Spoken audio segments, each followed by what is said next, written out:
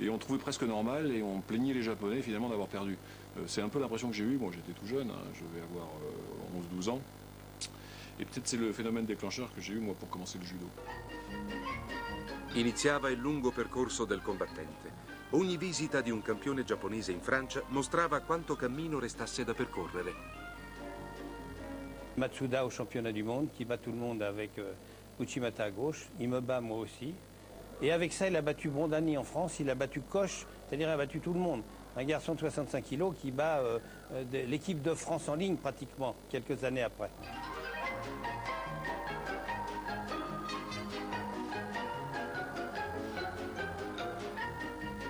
J'avais 18 ans, 19 ans. Hein. Première chose, il était champion du monde de la catégorie inférieure, donc très très vite.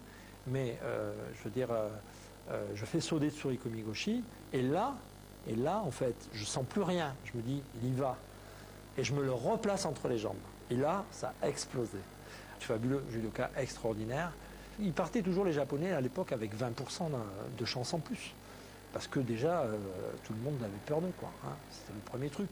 Il judo giapponese custodiva gelosamente i suoi segreti. Non restava che una soluzione, andare in Giappone. Altri avevano già tentato questa avventura, riscuotendo successi più o meno importanti. J'étais champion d'Europe, j'étais deuxième dan, et puis on m'a remis d'abord ceinture blanche, je n'allais pas mieux. Quand je suis arrivé, il y avait des enfants, je travaillais avec des gosses, 15-16 ans, bon ben ils me mettaient sur les fesses sans arrêt, ils me plantaient pas vraiment sur le dos, mais sans arrêt je tombais sur les fesses. Le directeur technique de l'époque, Henri Courtine, a dit, moi, je vais envoyer des jeunes, je parie, je suis à Paris. Bon, pour l'instant, on ne gagne pas, je vais prendre une génération de jeunes, j'avais 18 ans, je suis parti, c'était en 68. Je suis parti au Japon avec une équipe comme moi de jeunes.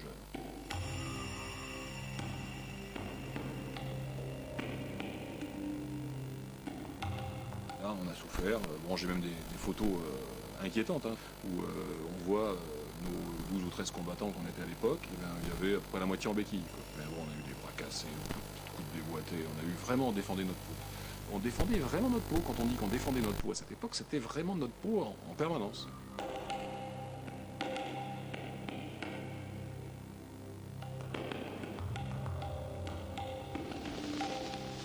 Depuis qu'on est là, on a tous la colonne vertébrale complètement en compote, on a les reins, parce qu'à force de tirer, on est toujours sollicité.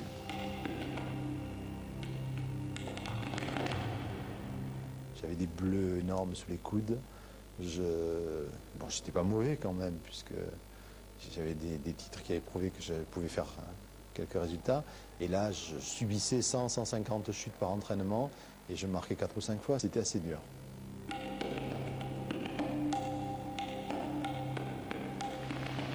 L'entraînement est très dur.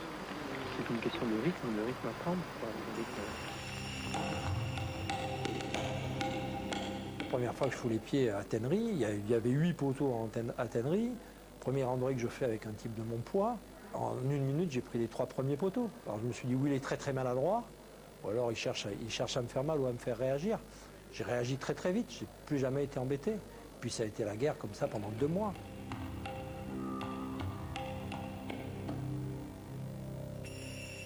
J'ai vu les copains pleurer, j'ai pleuré moi-même, et on a vu ces Japonais se précipiter sur nous. Ils étaient 200, 300 en face de nous, et nous 20 ou 15 de l'équipe de France. Ils se battaient pour combattre avec nous, mais c'était aussi la règle du jeu.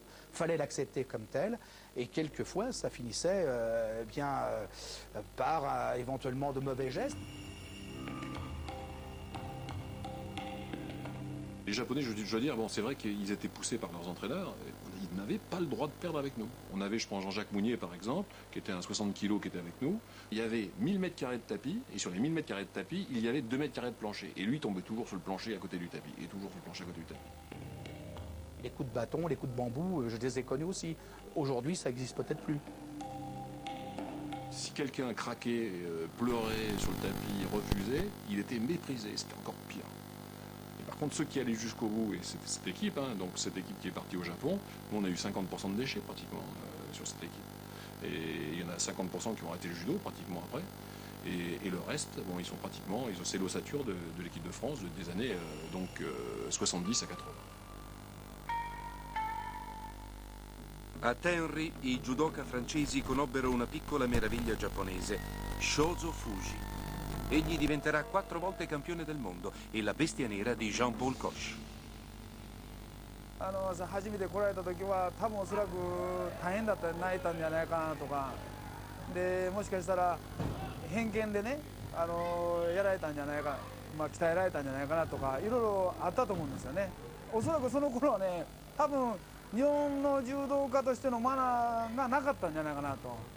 強くなって帰ってもらうというような姿勢が我々日本柔道界にもありますし、天理大学にもあるわけなんですね。各大学あると思います。そういう2点のねことがね逆に捉えたんじゃないかなと思うんです。はい、だからそこのとこはねどうですかね印象悪くしたんかなと。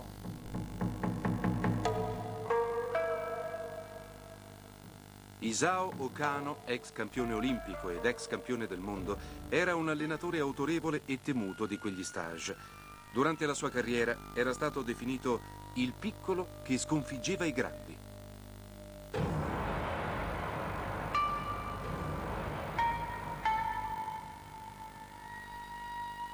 天理大学の学生っていうのは大体田舎の出の子が多いもんですからね、もう外国の人が来ると必死になってですね、必死になって稽古をしてましたね。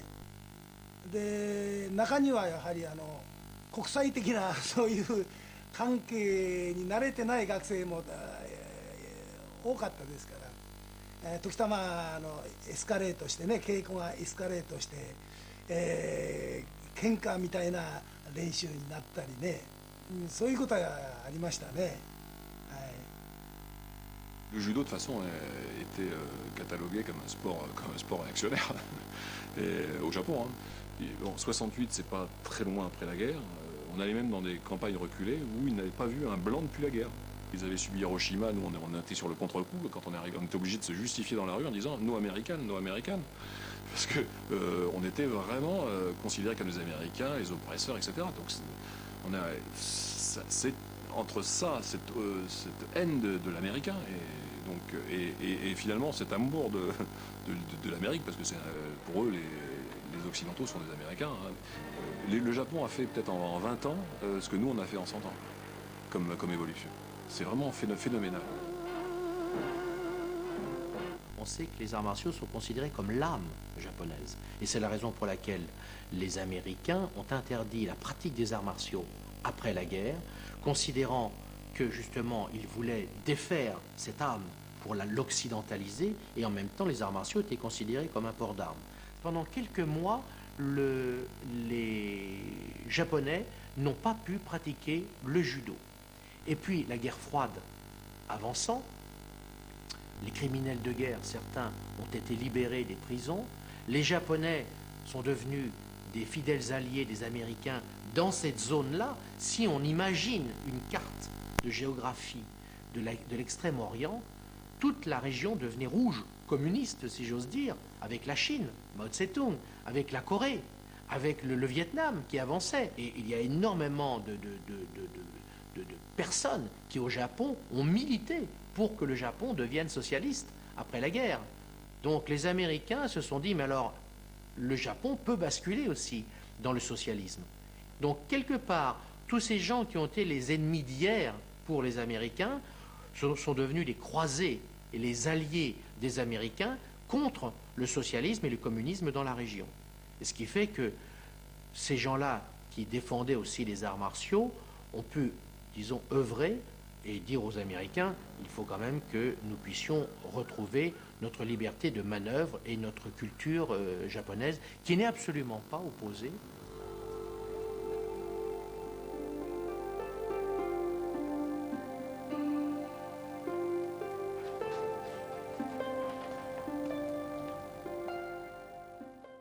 Siamo giunti alla fine, veramente credo che questo servizio che abbiamo realizzato sia veramente straordinario per chi ama il judo, dai brividi, ed è quello che io volevo proporre a tutti quanti voi, cari amici.